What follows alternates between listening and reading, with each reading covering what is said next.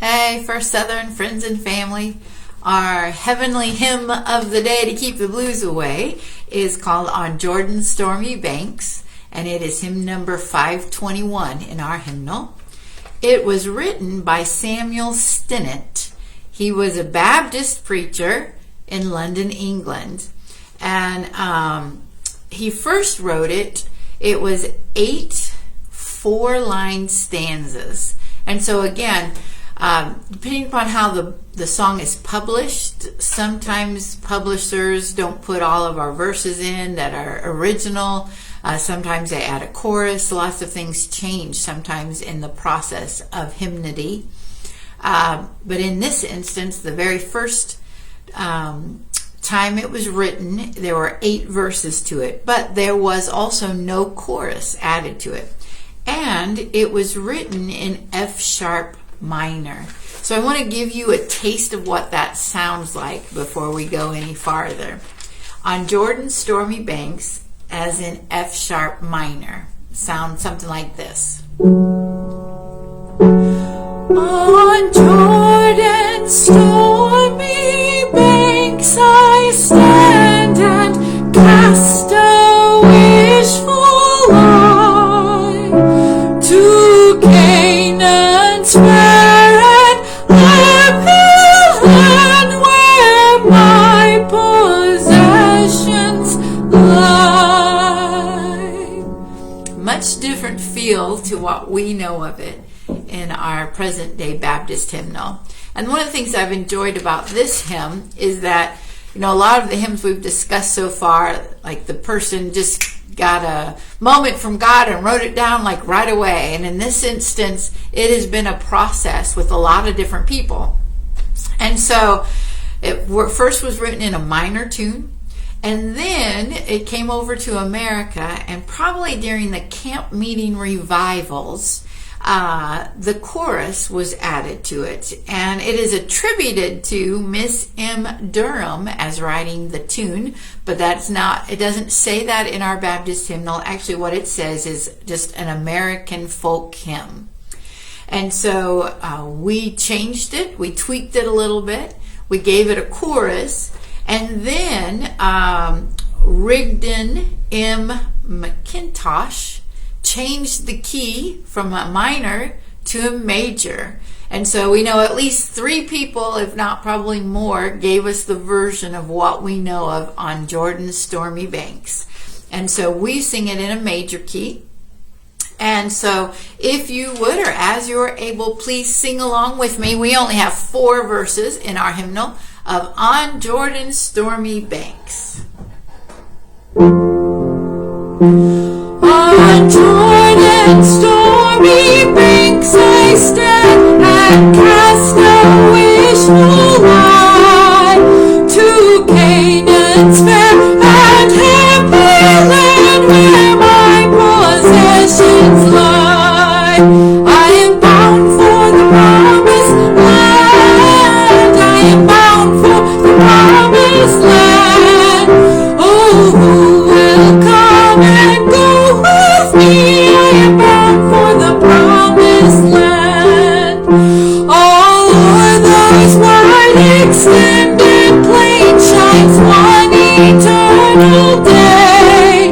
There God the sun forever reigns and scatters night away. I am bound for the promised land. I am bound for the promised land. Oh, who will come and go with me? I am bound for the promised land. No chilling winds nor poisonous breath can reach that healthful shore. Sickness and sorrow, pain and death are felt and feared no more. I am bound for the promised land. I am bound for the promised land. Oh, who will come and go with me? I am bound for the promised land.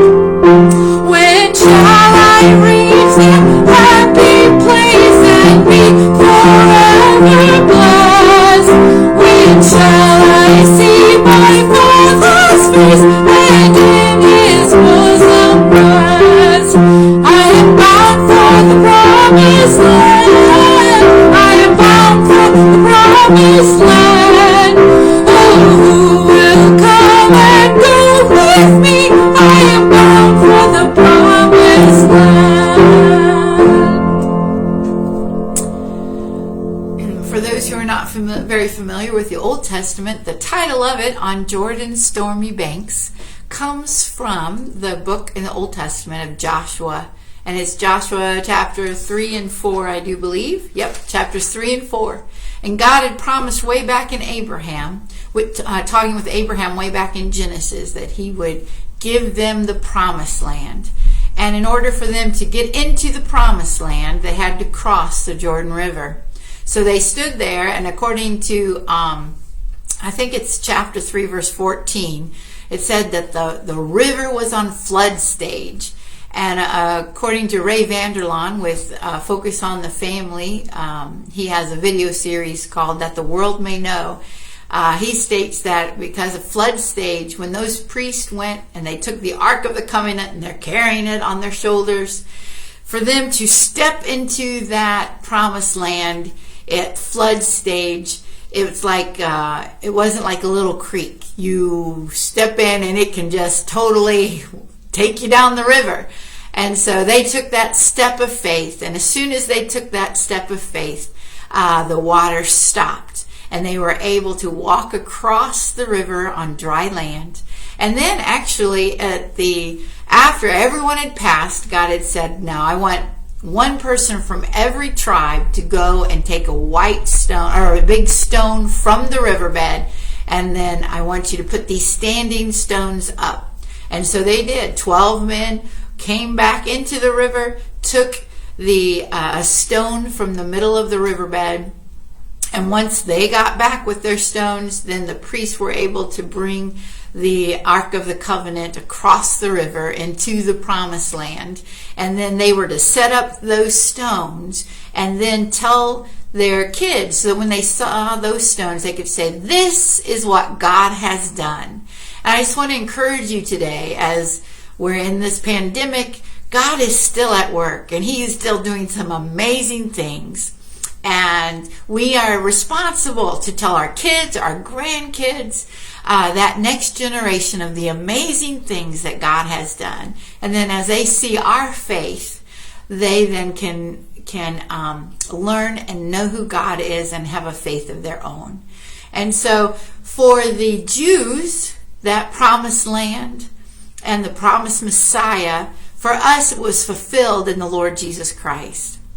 And for us, that promised land is that is where Jesus is right now, up in heaven, and He is preparing a place for us. And we see death sort of as that crossing over from the Jordan into our promised land with our heavenly Lord Jesus.